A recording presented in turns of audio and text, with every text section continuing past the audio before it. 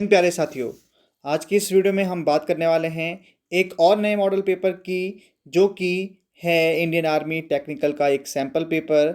और आप लोगों के कहने पर हम यहाँ पर इंडियन आर्मी के टेक्निकल का यह पेपर आपके लिए लाए हैं। तो दोस्तों, चलिए शुरू करते हैं। इसमें जो ये पेपर होता है, ये आपके लिए बता दूं कि ये 1 घंटे का होता है और इसमें जो होते हैं 50 जो होते हैं क्वेश्चंस होते हैं। हमको सारे के सारे क्वेश्चंस होते हैं, वो कंपलसरी होते हैं। और सारे के सब क्वेश्चनों के जो होते हैं इक्वल मार्क्स होते हैं। तो चलिए स्टार्ट करते हैं अपना पेपर। पहला क्वेश्चन है, Sarnath lion capital is attributed to. Sarnath का जो शेर है वह किसे समर्पित है? तो जहाँ सारनाथ का जो शेर है बहुत समर्पित है अशोक को। तो ऑप्शन जो सी है वह सही आंसर है। नेक्स्ट क्वेश्चन है, Delhi became the capital of India on. Delhi Bharat की राजधानी कब बनी? तो दिल्ली जो है 1931 को भारत की राजधानी बनी थी। ऑप्शन जो बी है वह सही है। नेक्स्ट क्वेश्चन है, which of the planet is the nearest to the earth. निम्न में से कौन सा ग्रह पृथ्वी के सबसे निकट है? तो पृथ्वी की जो सबसे निकट का ग्रह है वह है वीनस, शुक्र। तो ऑप्शन जो बी है वह सही है। नेक्स्ट क्वेश्चन है, which of the following is not a rabi crop. निम्न में से कौन रवि की फसल नहीं है? तो इनमें से रबी की फसल नहीं है मक्का, क्योंकि जो मक्का है वह खरीफ की फसल है। तो ऑप्शन जो बी है वह सही है। नेक्स्ट क्वेश्चन है, question number 5, when was the RBI taken over by the government. Reserve bank of India को सरकार के अधीन कब किया गया? तो रिजर्व बैंक ऑफ इंडिया को सरकार के अधीन किया गया 1949 में। तो ऑप्शन जो बी है वह सही है। नेक्स्ट क्वेश्चन है, after textile India second important industry is. कपड़ा उद्योग के बाद भारत की सबसे जो दूसरी है सबसे महत्वपूर्ण उद्योग कौन सा है? तो आयरन एंड स्टील जो इंडस्ट्री है वह जो है दूसरे नंबर पर सबसे बड़ी इंडस्ट्री है, लोहा और इस्पात। अगला प्रश्न है, the president may appoint all the following except. राष्ट्रपति निम्न में से किसे नियुक्त नहीं कर सकता है? तो राष्ट्रपति जो है यहाँ पर नियुक्त करते हैं प्रधानमंत्री को, गवर्नर को, सभी जो गवर्नर्स होते हैं उनको भी राष्ट्रपति नियुक्त करता है। और साथ में जो हाई कोर्ट के जो जज होते हैं उनको भी राष्ट्रपति के द्वारा नियुक्त किया जाता है। लेकिन जो राज्यसभा के जो चेयरमैन होते हैं, राज्यसभा के जो सभापति होते हैं, उनको राष्ट्रपति के द्वारा नियुक्त नहीं किया जाता है। तो जो ऑप्शन जो डी है वो यहाँ पर सही हो जाएगा, राज्यसभा के चेयरमैन, जिनको कि राष्ट्रपति के द्वारा नियुक्त नहीं किया जाता है। अगला प्रश्न है, the design of the national flag was adopted by the constituent assembly of India in. राष्ट्रध्वज का जो डिज़ाइन है वह संविधान ने कब अपनाया था? तो यह अपनाया गया था जुलाई 1947 को। जुलाई 1947 को राष्ट्रध्वज के जो डिज़ाइन है उसको अडॉप्ट किया गया था। नेक्स्ट क्वेश्चन है, national defence college is located at. National defence college कहाँ स्थित है? नेशनल डिफेंस कॉलेज स्थित है न्यू दिल्ली में। तो ऑप्शन जो ए है वह सही हो जाता है। नेक्स्ट क्वेश्चन है, the first Asian games were held in. सबसे पहले जो एशियन गेम्स थे वे कहाँ पर आयोजित हुए थे? तो वे हुए थे इंडिया में, हमारे देश इंडिया में सबसे पहले जो एशियन गेम्स हुए थे न्यू दिल्ली में। तो ऑप्शन जो बी है वह सही है। नेक्स्ट क्वेश्चन है, what is the total number of prime numbers less than 100। यहाँ पर जो 100 से नीचे कितनी अभाज्य संख्याएं हैं? अभाज्य संख्याएं वे संख्याएं जो कि क्या होती हैं, खुद के और 1 के अलावा किसी और संख्या से डिविजिबल नहीं होती हैं। तो वे कौन कौन सी संख्याएं आप जानते हैं? 2, 3, 5, 7। इस तरीके से जो ये संख्याएं हैं, तो 100 से नीचे कितनी अभाज्य संख्याएं हैं? तो वे हैं टोटल 25। तो ऑप्शन जो ए है वह सही है। अब यहाँ पर जो मैथमेटिक्स का पोर्शन है इसको हम यहाँ पर इस तरीके से सॉल्व नहीं कर सकते हैं, इनके लिए हम अलग से आपके लिए वीडियोस ज़रूर लाएंगे। अभी हम बात करते हैं इसी पेपर के साइंस के पोर्शन की, जो है इसका फर्स्ट क्वेश्चन। यहाँ पर question number 25, primary colour of spectrum are. जो स्पेक्ट्रम के जो प्राथमिक रंग होते हैं वे कौन से हैं? तो ये हैं रेड, ग्रीन एंड ब्लू। लाल, हरा और नीला जो हैं वे प्राइमरी कलर हैं स्पेक्ट्रम के। तो ऑप्शन जो ए है वह सही है। नेक्स्ट क्वेश्चन है wave velocity may be expressed as, जो तरंगों का वेग है उसको किस में व्यक्त किया जाता है। तो तरंगों के जो वेलोसिटी है उसको व्यक्त किया जाता है फ्रीक्वेंसी वेवलेंथ में। तो यहाँ पर जो आवृत्ति जो तरंग दैर्ध्य है उसमें इसको व्यक्त किया जाता है। तो ऑप्शन जो बी है वह सही है। नेक्स्ट क्वेश्चन पर आते हैं, question number 27। The power of a specs lens is 2 dioptre, it's focal length is. जो यहाँ पर एक चश्मा है उसके लेंस की जो पावर है वह है 2 डायोप्टर, तो उसकी फोकल लंबाई कितनी होगी। तो यहाँ पर एक रिलेशन होता है d is equal to 1/f, या फिर कह सकते हैं f इक्वल टू 1/d। तो इससे हम यहाँ पर इसको सॉल्व करेंगे। तो जो यहाँ पर d का वैल्यू दिया है वो 2 दिया है, और क्योंकि ये यहाँ पर मीटर में होता है तो इसको हम अगर सेंटीमीटर में चेंज करते हैं तो ये हो जाएगा 100। तो यहाँ पर 2 से इसको डिवाइड करेंगे तो ये आएगा 50 सेंटीमीटर। तो जो फोकल लेंथ हो जाएगी वो हो जाएगी 50 सेंटीमीटर। ऑप्शन जो डी बी है वह बिल्कुल सही हो जाएगा। नेक्स्ट क्वेश्चन है the value of 10a plus cot A sine A cos A. Sine A इस यहाँ पर इसका वैल्यू कितना होगा। यहाँ पर ऑप्शन हैं 0, 1, 2 एंड हाफ। तो बहुत इजी क्वेश्चन है। 10a को हम लिख सकते हैं sign A upon cos A, और कॉस ए को लिख सकते हैं कॉस ए अपॉन साइन ए, और इसके साथ यहाँ पर है साइन ए कॉस ए। तो यहाँ पर इसको कॉमन ले लेते हैं तो ये कॉमन आ जाएगा साइन ए और कॉस ए, और साइन और जो साइन है साइन स्क्वायर हो जाएगा, plus cos into cos cos square हो जाएगा, और मल्टीप्लाई हैं साइन ए कॉस ए। तो यहाँ पर साइन ए कॉस ए से sine A cos A cancel हो जाएगा। यहाँ पर बचता है sine square plus cos square A. तो sine square A plus cos square A जो होता है उसका वैल्यू होता है 1। तो जो ऑप्शन जो बी है वह बिल्कुल सही हो जाएगा। Sine square A plus cos square A is equal to 1 होता है। यह एक फॉर्मूला है। अगला है the refractive index of indicates of water and glass with respect to air are respectively 4/3 and 3/2. The refractive index of glass with respect to water will be। पानी और कांच का हवा के साथ अपवर्तन सूचकांक जो है वह है 4/3 और 3/2। तो कांच का अपवर्तन सूचकांक कितना होगा। तो यहाँ पे जो अपवर्तन का नियम है उसके अकॉर्डिंग यहाँ पर एक फॉर्मूला जनरेट होता है, उससे आप इस क्वेश्चन को सॉल्व करते हैं। तो यहाँ पर जो इस क्वेश्चन का सही आंसर है वह हो जाएगा 9/8। इसको आप सॉल्व कर सकते हैं। तो क्वेश्चन नंबर जो बी या ऑप्शन नंबर बी जो है वो सही हो जाएगा। अगला प्रश्न है which of the following has the maximum efficiency. निम्न में से किस इंजन की क्षमता सबसे अधिक होती है।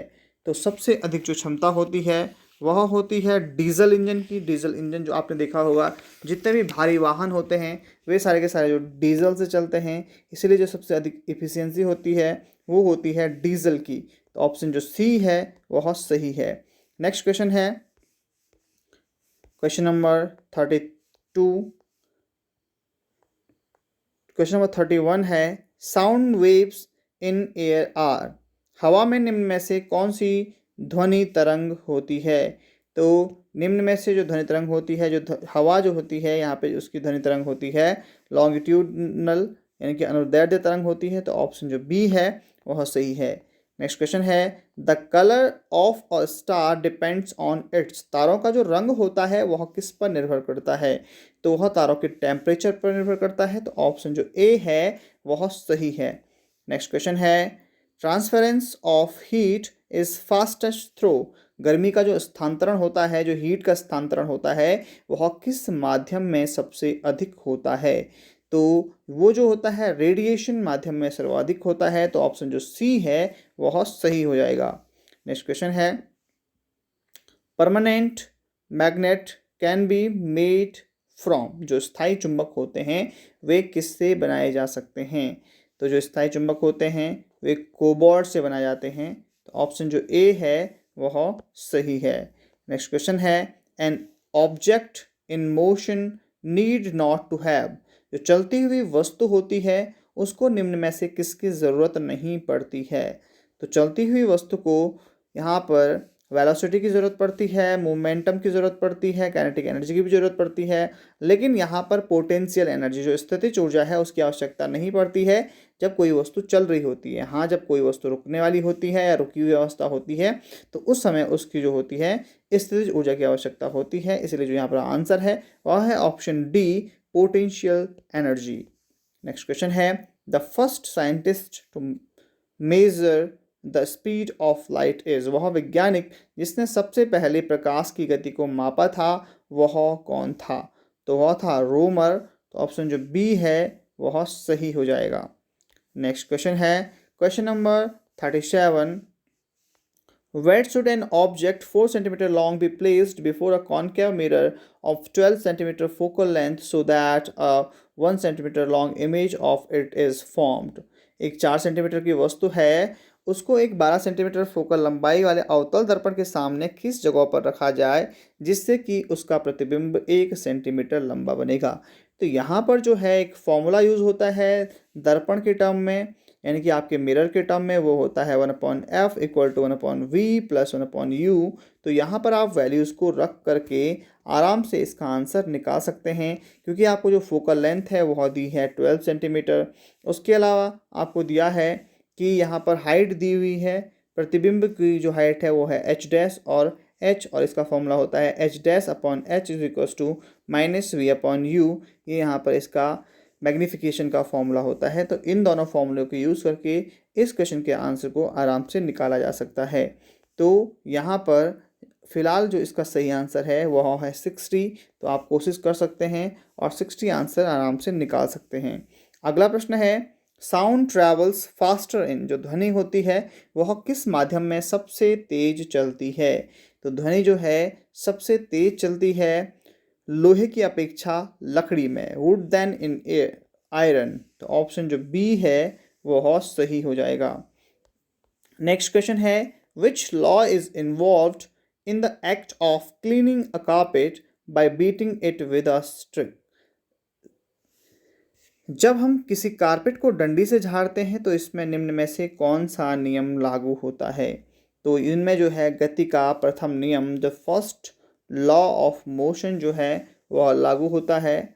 तो ऑप्शन जो ए है वह सही है, यानी कि जो वस्तु गतिमान अवस्था में है वह गतिमान रहेगी, वो जो वस्तु विराम अवस्था में है वह विराम अवस्था में रहेगी जब तक कि उस पर कोई बाह्य बल न लगे। तो यहाँ पर जो है जड़त्व का नियम, लॉ ऑफ इनर्शिया जो लगता है। अगला है, when milk is churned the cream separates from it due to, जब दूध को मथा जाता है तो मलाई दूध से किस कारण से निकलती है? तो यहाँ पर उस पर लगता है अभिकेंद्रीय बल। तो जो सेंट्रीफ्यूगल फोर्स उस पर लगता है उसके कारण जो है दूध से मलाई निकल जाती है। अगला है क्वेश्चन नंबर 41, वो है mixture of iron and sulphur is separated by, लोहे और सल्फर के मिश्रण को किससे अलग किया जाता है? तो इससे अलग किया जाता है मैग्नेट को। वहाँ पर एक युक्ति लगाई जाती है जिसमें कि मैग्नेट होता है, मैग्नेट जो है वो लोहे को अपनी ओर अट्रैक्ट कर देता है और इस तरीके से जो आयरन है और सल्फर एक दूसरे से सेपरेट हो जाते हैं, अलग हो जाते हैं। अगला प्रश्न है, fog is a colloidal solution of, कोहरा किसका कोलाइडी विलयन है? तो जो कोहरा है वह है लिक्विड एंड गैस का मिश्रण। तो यहाँ पर mixture of liquid and gas is fog. तो ऑप्शन जो बी है वह सही है। अगला प्रश्न है, number of neutrons in the nucleus of sodium is atomic number, यहाँ पर आपको दे रखा है 11 और एटॉमिक मास जो है वो दे रखा है 23। तो आपको बताना है कि इसमें न्यूट्रॉन्स कितने होंगे। तो सीधे सीधे इसका जो फॉर्मूला है वह है atomic mass minus atomic number, और इससे जो है आपका नंबर निकल जाता है न्यूट्रॉन्स के नंबर। तो 23 माइनस 11 तो ये हो जाता है 12। तो जो इसका सही आंसर होना चाहिए वो होना चाहिए ऑप्शन बी। तो जो ऑप्शन बी है वह बिल्कुल सही है। यहाँ पे नंबर ऑफ न्यूट्रॉन्स जो हैं वो होते हैं 12, क्योंकि जो फॉर्मूला होता है वो होता है number of neutrons is equals to atomic mass minus atomic number. तो यहाँ पर इसको आपको याद रखना है। अगला प्रश्न है name the scientist who discovered the neutron. वह कौन सा वैज्ञानिक है जिसने न्यूट्रॉन की खोज की। तो उस वैज्ञानिक का नाम है चैडविक। तो ऑप्शन जो डी है वह सही हो जाता है। अगला प्रश्न है volume of 1 mole of gas at NTP। सामान्य ताप और दाब पर 1 मोल गैस का माप कितना होगा। तो 1 मोल जो गैस होती है वो होती है 22.4 लीटर। तो ऑप्शन जो ए है वह सही हो जाता है। नेक्स्ट क्वेश्चन है क्वेश्चन नंबर 46 और वो है